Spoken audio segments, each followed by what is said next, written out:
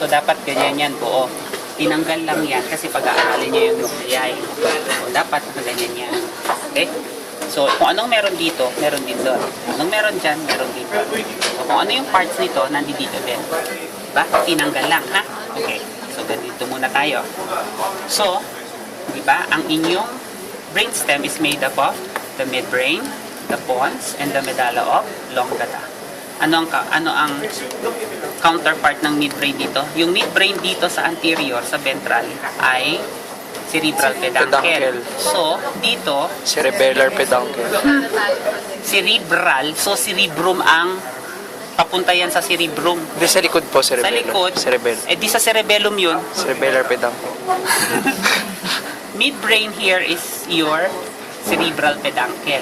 Midbrain here is your corpora quadrigemina. Okay? Tatanong mo lang Ganun yun. So, ang midbrain dito sa ventral aspect, kasi pa ganito yun, di ba? So, dito, ang midbrain ninyo ay cerebral peduncle. Dito, corpora quadrigemina, which are made up of the two superior colliculi and the two inferior colliculi. Okay? Pag apat yun na pinin o isa sa taas, isa sa baba, corpora quadrigemina. Pag isa lang sa taas o dalawa sa taas, superior colliculus. Pag isa, colliculi pag dalawa. Plural, singular. Okay? Pag ito, inferior colliculus. Colliculi pag madami. Diba? O, merong isang, ito thalamus, di ba? Ito yung corona radiata kasi, di ba? O, itong thalamus, meron siyang maliit na continuation na thalamus. Metathalamus ang tawag dyan. Ito ay nasa medial, so medial geniculate body. Ito ay nasa lateral, kaya lateral geniculate body. Yan, medial at saka lateral geniculate body. Nakita ninyo, yung inferior colliculus nakakonect sa medial. Yung superior sa ilalim niya nakakonect sa lateral. There are meron tayong apat na special sensation. Vision, hearing, olfaction, and gustation. Vision and audition are special somatic. Special somatic. Special visceral ninyo ay olfaction and gustation. So, pag ang medial geniculate body, it is associated with what special somatic sensation? Hearing. Ang superior, associated sa vision. So, superior colliculus nakakonect sa lateral geniculate body para sa vision. Inferior colliculus nakakonect sa medial geniculate body para sa audition. O, sa akin, pag dalawang ganyan, hindi ba, isa lang ang tatandaan ko kasi kabaliktaran yung isa. Super Leandro Villa. Pag may superior, may inferior. Saan nakakonect ang superior? Lateral. So, pagka ang superior sa lateral, ang inferior sa medial. Dalawa lang ang klase ng special somatic sensation. Yung pag Super Leandro Villa, Villa is for vision, yung isa ay hearing. Di ba? O, ganun lang yon. So, anong nagko-connect sa medial geniculate body at inferior colliculus? Ito. This is the brachium of inferior colliculus. Brachium is the Latin term for arm. Di ba? Pero pag exam, hindi nyo sasabihin arm of the inferior colliculus. Sasabihin nyo brachium of inferior colliculus. Di ba? The brachia, arm. Di ba? So ito ay midbrain. Ito yung midbrain. Sa ventral, ang midbrain nyo, cerebral peduncle. Sa dorsal, ang midbrain nyo, corpora quadrigemina. Okay, next. Punta tayo sa pons at medulla. O. Pagka andito yung cerebellum, ang tawag mo sa space na ito, fourth ventricle. Ano yung fourth ventricle? Meron siyang roof, yun yung cerebellum. Meron siyang floor. Ang tawag mo sa floor ay rhomboid fossa. Rhomboid fossa kasi ang shape niya, rhomboid. Para siyang, pag ginanon mo, diamond. Pag diamond, merong upper triangle at saka may lower triangle. The upper triangle will correspond to your pons. The lower triangle will correspond to your medulla oblongata. Actually, yung lower triangle ay upper medulla. Kasi ito yung lower medulla oblongata. Okay? So, anong meron sa rhomboid fossa? May nakakover sa kanya. Ito, yung nakakover na yan. Yun yung tinatawag na superior medullary velum. Bakit superior? Superior. It's a velum. Di ba? Bello. Diba? Saan mo nalagay ang bello? Sa baba? Sa superior. Or, hindi ba, ganyan yung orientation yan? This is ventral, this is dorsal. Diba? Sabi ko sa inyo, pag mag-lecture ako, lalo na sa neuroanatomy, may mga panahon na hindi mo pwedeng pagbaliktarin ang ventral sa anterior, dorsal sa posterior. Parang katagas ng dila ninyo, di ba? Ako ay dorsal. Yung dorsal niya merong anterior at merong posterior. O ganun din ito. This is dorsal, this is ventral. That's anterior, this is posterior. Diba? So, makikita ninyo, ito ang tawag dito ay superior medullary velum. Yung ibang libro ang tawag dito, anterior medullary velum. Okay? So, yung nandito na nakatakip, ayan nakatakip. That's your superior or anterior medullary velum. Okay? Pag hinawi mo yon, ginupit mo at hinawi mo, may upper triangle, may lower triangle. Ang tawag dyan, rhomboid, fossa, lahat. Now, sa taas, merong umbok. Oh, by the way, ano yung naghahati sa kanila? Itong naghahati is median sulcus. Pag nasa rhomboid fossa, ay, naantok ka? Naantok ka? Naantok ka na yata eh. Ganun-ganun ka na eh. Nahuli ka, bilyonis, naantok ka. Oh, ito ay median sulcus. Diba?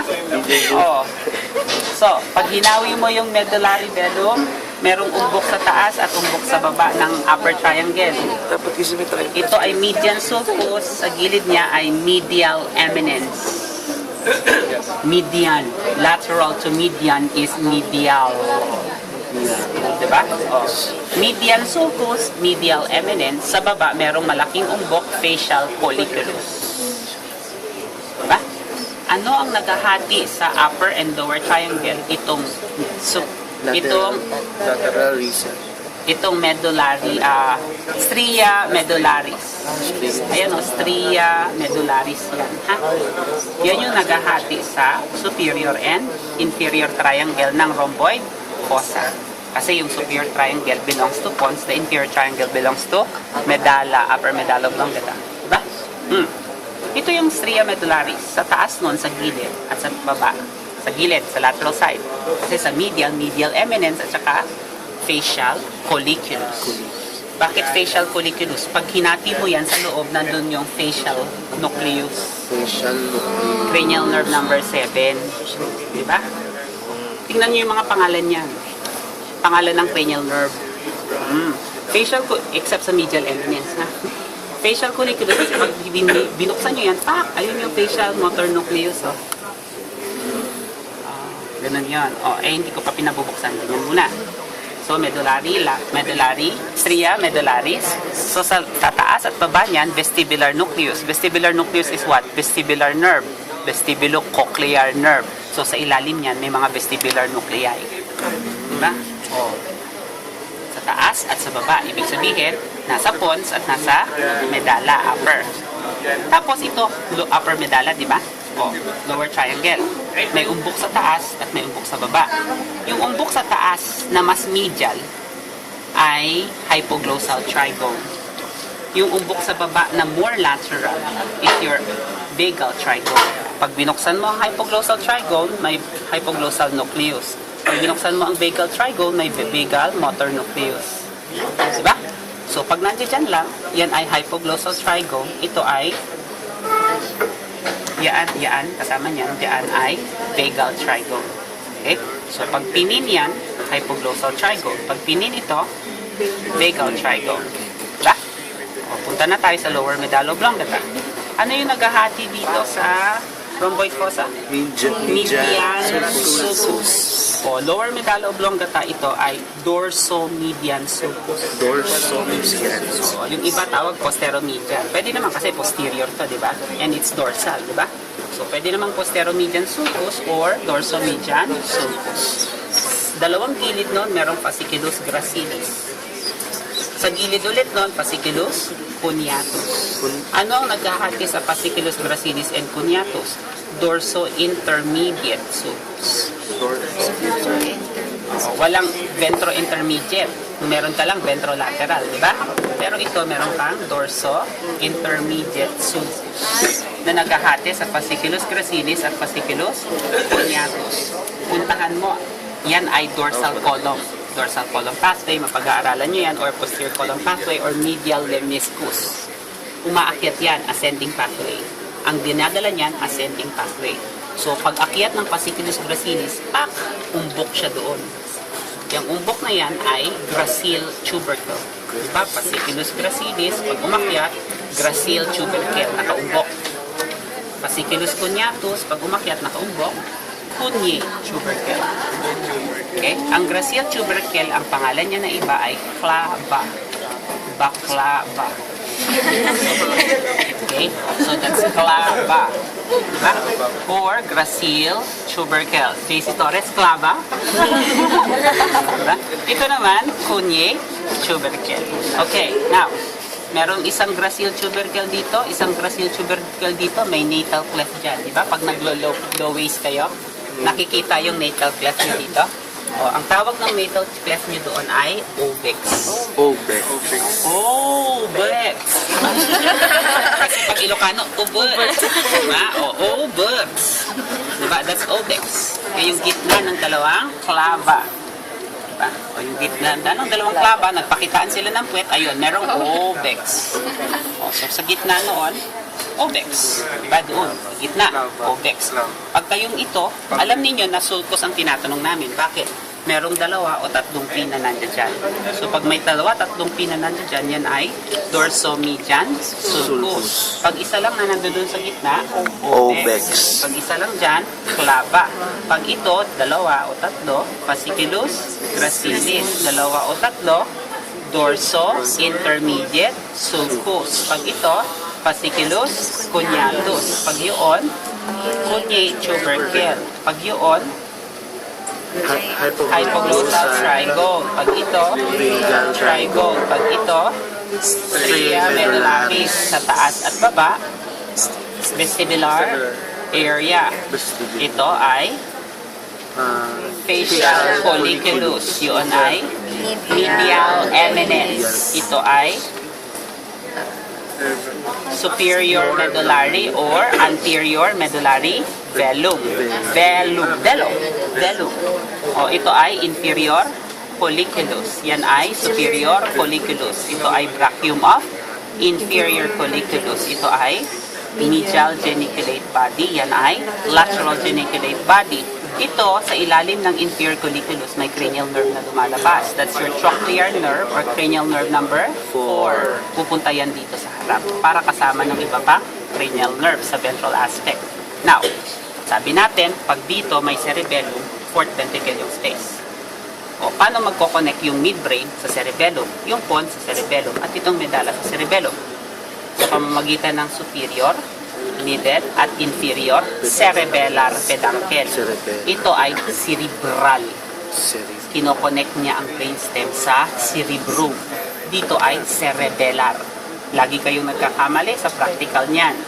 Imbis na cerebral, nilalagay nyo cerebellar. Imbis na cerebellar, ginagawa nyo cerebral. Cerebellum ay iba sa cerebrum. Diba? Oh, that's the superior cerebellar peduncle or brachium conjunctivum.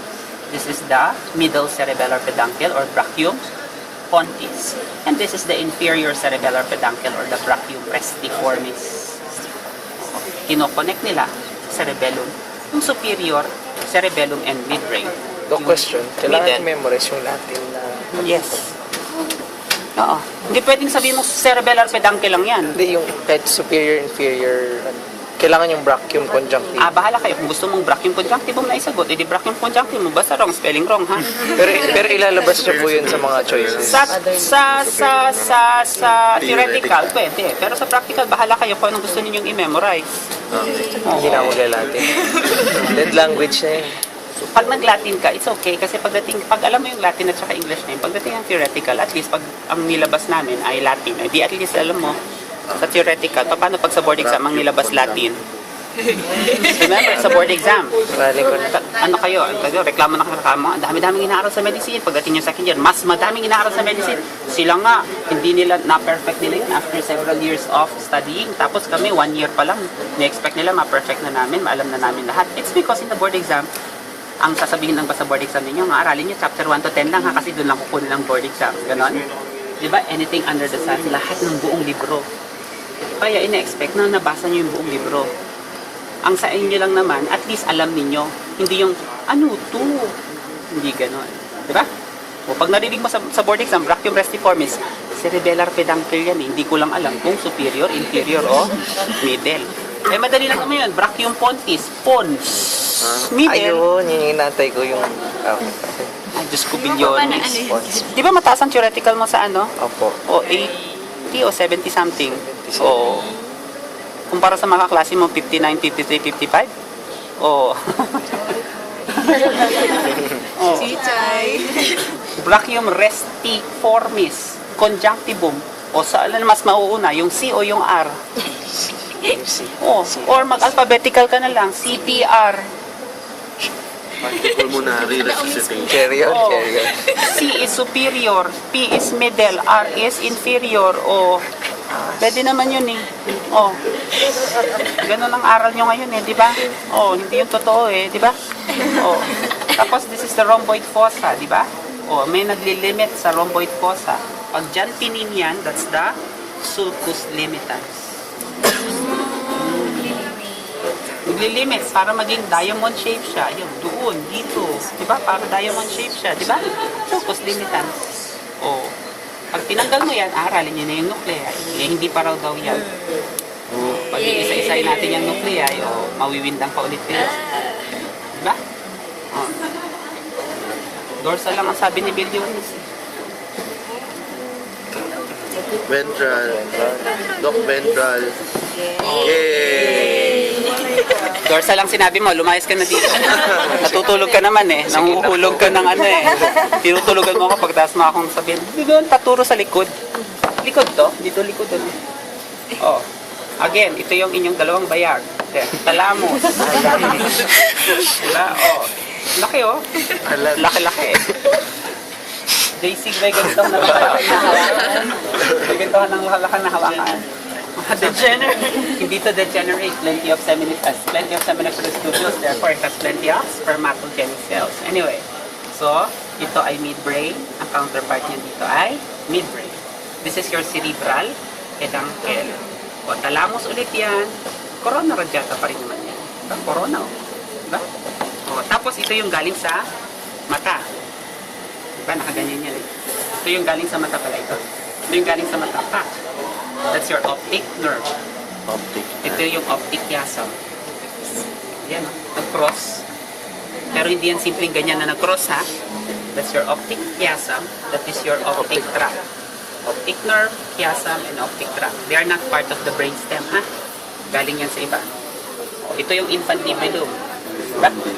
Infundibulum is part of the posterior pituitary gland, diba? Diba? Yun yung nga yung origin ng posterior pituitary, diba? O, it becomes the stalk. Tapos yun yung mammillary body, yung dalawang maliit doon na umbok. Ha? O, tapos ito yung cerebral peduncle. Cerebral peduncle, yun yung interpeduncular fossa. Interpeduncular, in between the peduncle. Diba? So this is your interpeduncular fossa. That's your cerebral peduncle. This is the pons. Okay? Ito pon, right pon. This is the left pon. This is the left pon and this is the right pon. Silang dalawa ay pons. Joke yun. Parang silang pons. Okay? O may depression sa gitna ng pons. That's your basilar sulcus. Bakit basilar sulcus? Nakarest dyan ang basilar artery. Okay, so, ang tatanong, structure at pointer or red pin at pointer. Red pin, basilar sulcus. Structure that rests on this red pin is basilar artery. Diba? Kasi nandito yung circle of Willis sa ventral, diba? Oh. Tapos, pons, ito medulla oblongata. Ito kasi ay, ano na raw, ito daw ay foramen magnum na raw yan. Spinal cord na yan. Kasi yan yung pyramidal decussation. So, ito medulla oblongata. O, ito, nasa hati, nasa gitna. So, ventromedian fissure, mas malalim. Para dito na dorsomedian sulcus. Ito mas malalim, ventromedian fissure. O, sa gilid niya may dalawa ulit umbok. Dito, yung dalawang umbok, fasciculus, gracilis. Sa gitna ay sa lateral ay fasciculus cuneatus. So, dorsal yon. Isa ventral. Papay at si Olive. Si Pyramid at saka si Olive. Si Papay nasa ibabaw ni Olive. Posibleng maging si Olive nasa ibabaw ni Papay. Iba yun. Diba? Nangangabayo si Olive. Anyway, so si Papay. Siguro ayan. So, Pyramid and Olive. Dito, ang maghahati kay fasciculus, gracilis, and cuneatus, ano ito? Dorso intermediate. Diba? O, kasi ito yung dorsolateral or posterolateral sulcus. Okay? Yan yung posterolateral. Ito, ang naghahati kay Pyramid and Olive ay anterolateral. Kasi ito, ang naghahati kay gracilis at cuneatus, postero or dorso intermediate. Samantalang sa naghahati kay Pyramid at Olive, anterolateral. Magkaiba sila, ha? Kasi ang posterolateral or dorsolateral ay ano dito, nasa wing, di ba? Oh. So, ito ay medalo oblongata. Ano ang meron dito? Pyramid at Olive sa ventral. Dito ang medalo oblongata ng dorsal, ano yan? Fasciculus, gracilis, and cuneatus. Nasa dorsal ang gracilis at cuneatus. Nasa ventral ang Pyramid at Olive. Tatandaan yun. Lagi kayo nagkakamali dyan pagdating sa practical exam. Hindi nyo kinoconsider ang ventral at lateral. Sinasagot mo yung pyramid yan at sinasagot mo yung fasciculus, gracilis yan. Baliktad. Diba?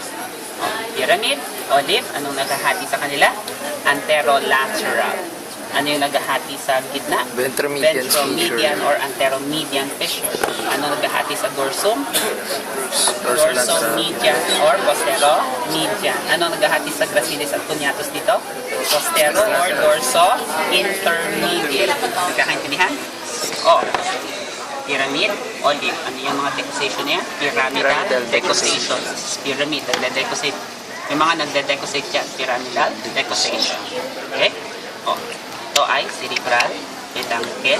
Yung butas sa gitna ay interpeduncular fossa. Ito ay pons. Ito ay pyramid. Ito ay Olive. Ito ay Pyramidal decussate. Ay, ventromedian fissure. fissure. Ito ay Anterolateral sulcus. Yan ay Pyramidal decussate. ito ay Posterolateral sulcus.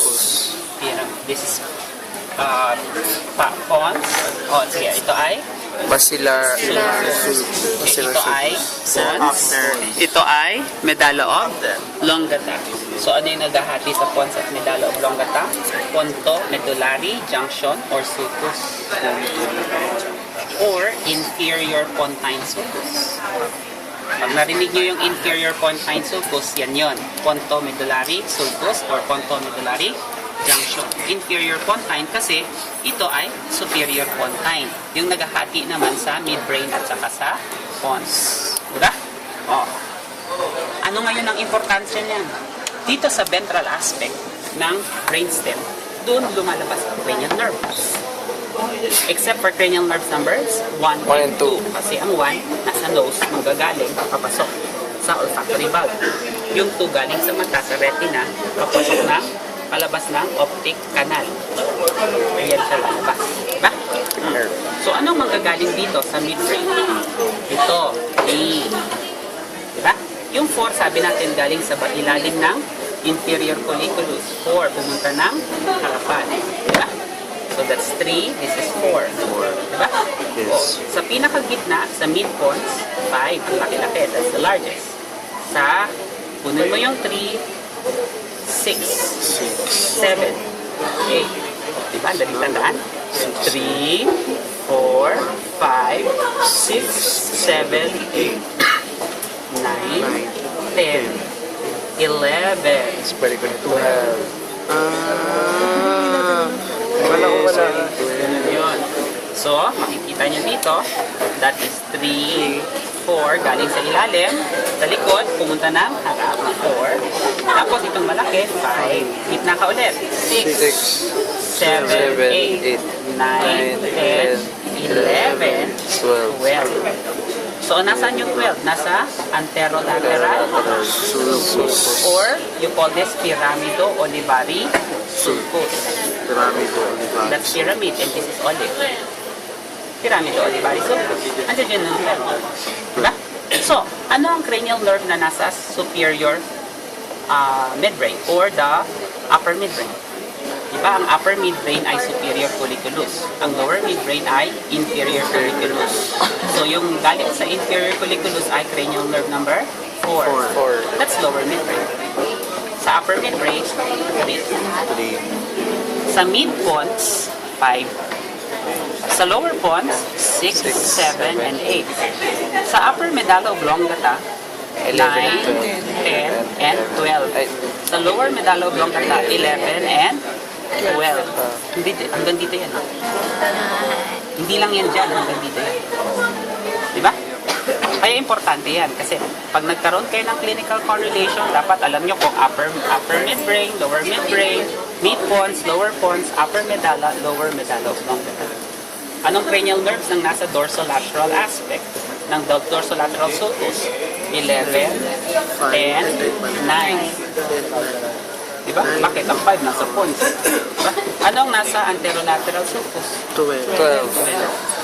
Ha? Yun lang.